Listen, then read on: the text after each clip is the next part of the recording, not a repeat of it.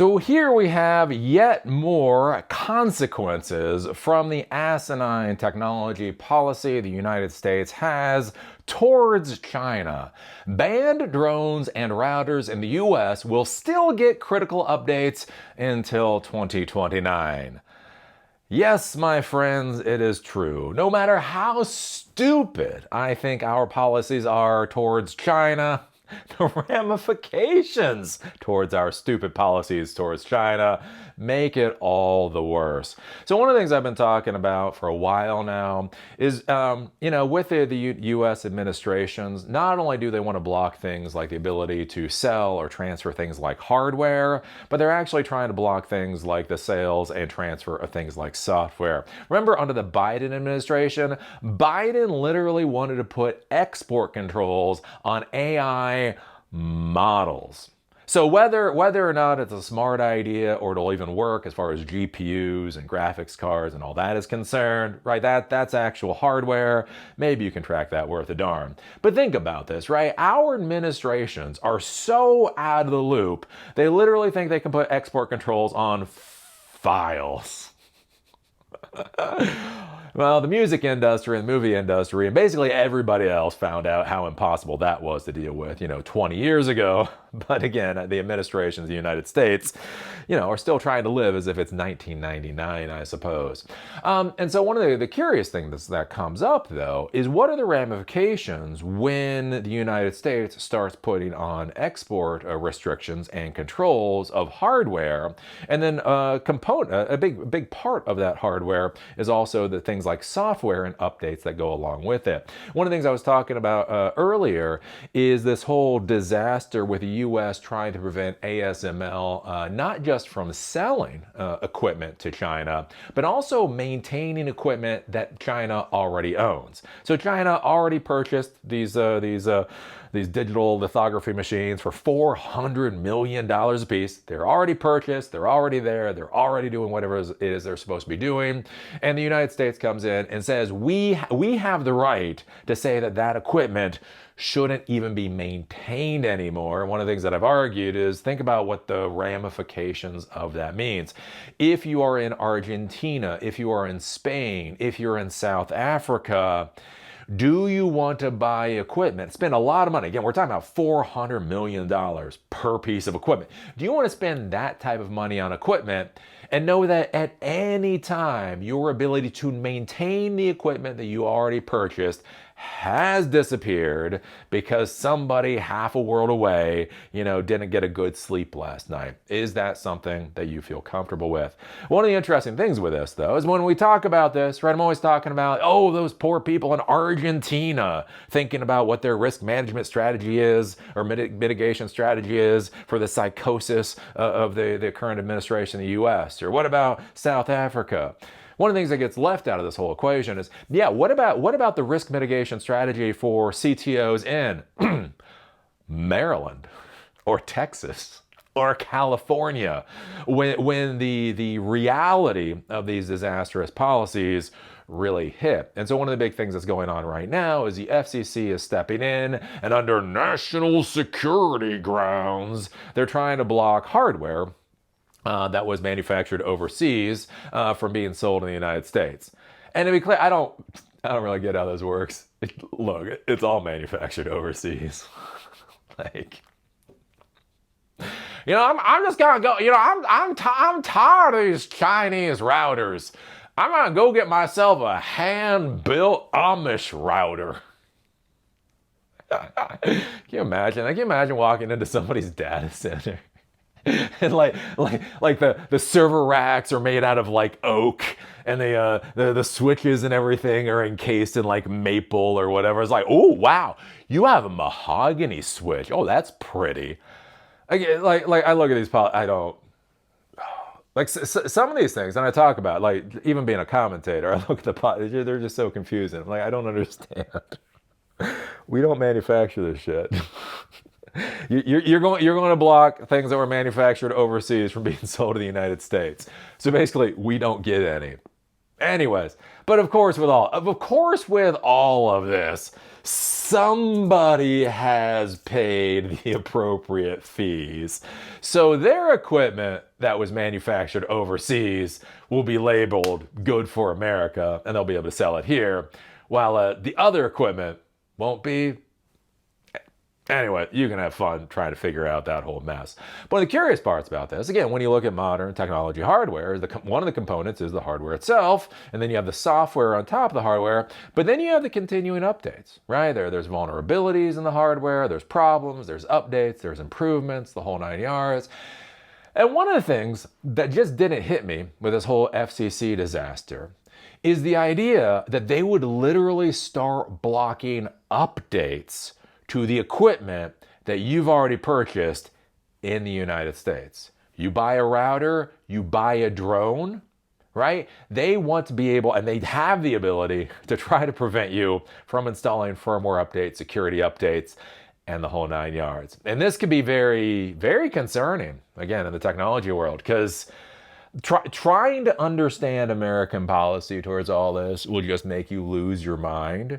And now the idea, you could buy a piece of equipment right now, and in a few years, it becomes a brick simply because our administration doesn't understand how modern technology actually works. So banned drones and routers in the US will still get critical updates until 2029 because they weren't even supposed to get them up until that point. If you have a foreign-made drone, they all are. Again, like even if they get assembled, like I used to talk about that, when I used to talk about like building computers, and people are like, Eli, you don't build computers, you assemble computers, right? And that really is like the truth with drones. Like all of this stuff is being assembled from other people's parts. Even if it is assembled in the United States, it's probably being assembled from Chinese parts. Just putting that out there. But anyways, if you have a foreign-made drone or a router that has since been banned by the FCC, you'll be able to get some more use out of it for the next couple of years. The FCC's Office of Engineering and Technology posted an announcement on May 8th that stated affected routers and drones will be able to receive, quote, software and free firmware updates that mitigate harm to U.S. customers until January 1, 2029. The latest notice extends the update deadline by about 2 years from its initial cutoff. So that's right, the FCC is allowing you to maintain your equipment in order to protect American consumers, right? And I think this shows you the idiocy of our technology policy here.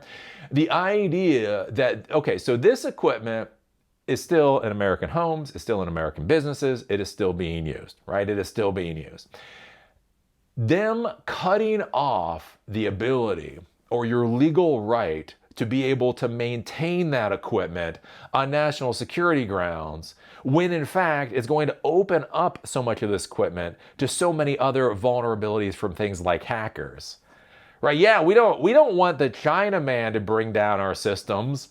We want Cozy Bear to do it. When Cozy Bear takes a hospital down to its knees, that's just good old hacking. When a Chinaman does it, now that's really evil.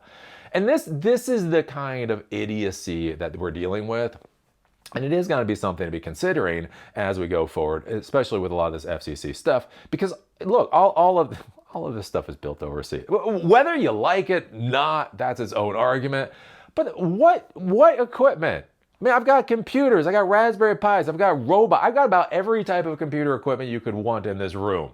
What is manufactured in the United States? None is the answer, right? And so if you start blocking things, not just the sales, that's its own problem, but then like the updates, think about the issues that'll cause it. Especially think about things like IoT devices. Like how many IoT devices do people have in their houses or do people have in their facilities?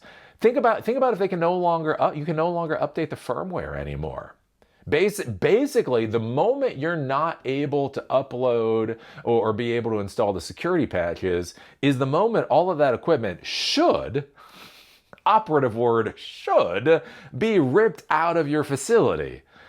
But that's not how the world of technology actually works. Basically, what it means is all of that equipment will be just vulnerable for many, many more years. And so this is also an interesting thing here, right? They are not making rules and regulations forcing companies to create security updates for a minimum amount of time, right? If you actually wanted to protect the United States, what they would do is they would create laws and rules and regulations that require a minimum amount of time that equipment should be supported.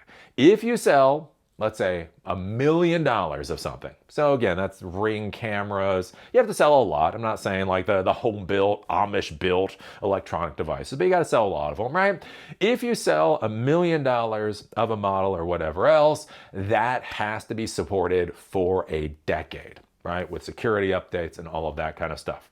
That would actually protect the citizens of the United States, or at least try to protect the citizens of the United States. Instead, we have this weird, literally our government is coming in and preventing security updates from being installed.